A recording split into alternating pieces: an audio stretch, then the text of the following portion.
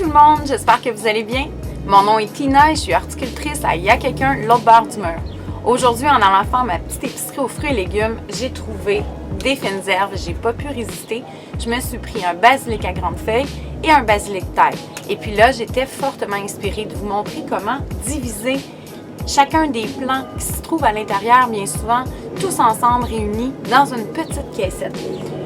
Ici, voyez-vous, le basilic taille en a 5 plants. Et puis ici, là, j'évalue qu'il y en aurait au moins 5 ou 6.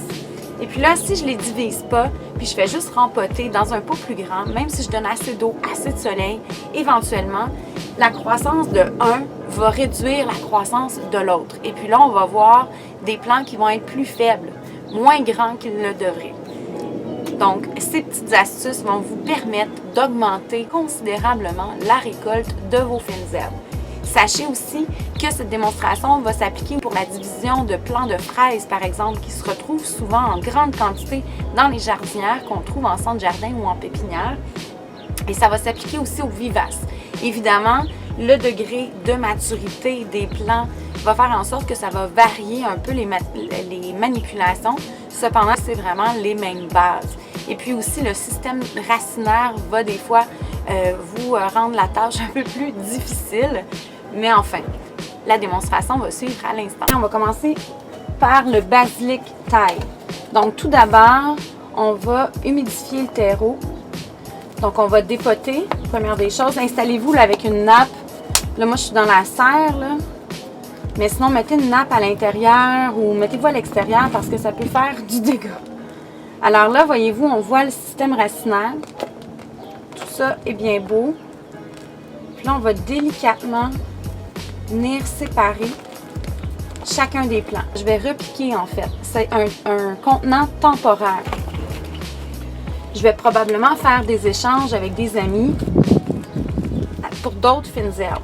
Puisque je multiplie mon petit contenant en plusieurs, et bien là, je vais en avoir assez pour des échanges. On met du terreau d'empotage dans nos pots, soit temporaires ou permanents. Par exemple, un pot de ce type-là pourrait être suffisant pour le basilic taille. On prend par les feuilles, les racines sont bien toutes vers le bas, on les amène dans le fond. Et puis là, on va vraiment s'assurer de bien compacter, sans trop là, mais c'est vraiment afin d'enlever l'air et de maximiser le contact entre le terreau et les racines. Donc voilà, j'ai un plant de basilic taille. J'en ai un deuxième ici, un troisième, 4 et 5. C'est important de toujours s'installer à un endroit qui est à l'ombre. On ne veut pas exposer les racines au soleil ni à la grande chaleur. Les racines, comme je dis souvent, ça va dans la terre. Ça n'aime pas la lumière de façon générale.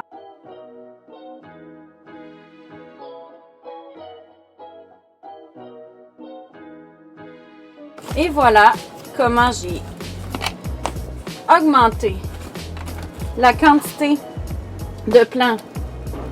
Où ce qu'on pensait n'avoir qu'un, et bien là, on en a plusieurs. Et là, moi, je vous recommande d'arroser tout de suite après pour vraiment dire aux racines, regarde, c'est ici maintenant que tu dois aller chercher ton eau. Et là, je vous recommande aussi de ne pas directement les mettre plein soleil. Lorsque vous avez effectué une division, peut-être pour 2-3 jours, gardez-les à un endroit où est-ce qu'ils vont avoir beaucoup de lumière, mais sans être exposés trop directement. Vous voulez que le plant se concentre à la croissance des racines. On va s'assurer que les racines se soient développées davantage avant de les mettre en plein sol ou encore les transplanter dans leur pot final. Comme je disais tantôt, un pot de cette forme-là, pour les plants de basilic taille, c'est l'idéal. Ça vient relativement très grand. Pour la réussite de votre culture de basilic, c'est de venir les pincer, comme on dit. Donc le pinçage, d'ailleurs, je pourrais le faire maintenant. Le pinçage, ça veut dire quoi? Ça veut dire qu'avec un ciseau ou avec les ongles, là, idéalement un ciseau c'est mieux, on va venir tailler des sections qu'on peut consommer bien évidemment. Et puis en faisant ça, ça va stimuler la ramification. Je pourrais même le couper davantage. On va essayer de ne pas enlever plus que 30% de la totalité du feuillage. Pour le basilic, on peut faire ça assez fréquemment, donc on en consomme souvent. Et puis là, ça va vraiment donner un port là, qui est plus buissonnant, plus fourni. Et voilà, c'est pas plus compliqué que cela. Donc si on a le basilic à grandes feuilles, avant de commencer, on va s'assurer de bien humidifier son terreau. Ça va faciliter la division des plants qui sont vraiment là, tout coincés. On les voit ici, là, ils sont vraiment là, tous ensemble. Ce genre de division de plants-là, vous pouvez le faire aussi avec les plants de fraises, des plants de persil, même pour les vivaces. Évidemment, là, comme je disais tantôt, le degré de maturité des plants et le type de système racinaire va changer un peu les manipulations, mais les principes de base sont les mêmes. C'est qu'on veut maximiser la croissance de chacun. Donc là, voyez-vous, c'est un petit peu plus délicat parce qu'ils sont vraiment pris. Là, on va essayer d'y aller le plus délicatement possible. Allez voir chacun des petits plants. Des fois, là, on a l'impression qu'on va tout briser, mais non. De toute façon, le basilic, là, ça se bouture super bien. Donc, si vous ratez un peu cette procédure-là, vous pourrez toujours mettre des tiges dans l'eau. Avec 3-4 feuilles, là, une tige avec 3-4 feuilles, c'est suffisant pour la bouture. Donc, découragez-vous pas. Si vous ratez cette étape-là, vous pourrez vous reprendre. Ouf, il y en a plus que je pensais. Donc là, voyez-vous, les racines finissent par s'entremêler.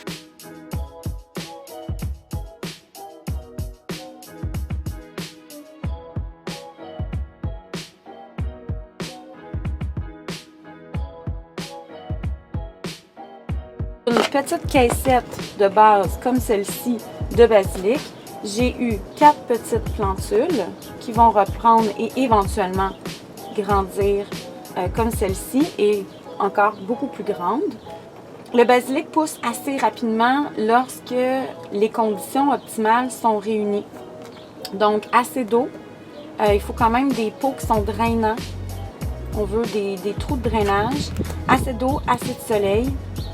Et si vous les gardez à l'intérieur, assurez-vous de les bassiner, donc de vaporiser avec de l'eau. 10 plants un petit peu plus grands et 4 petites plantules pour un total de 14.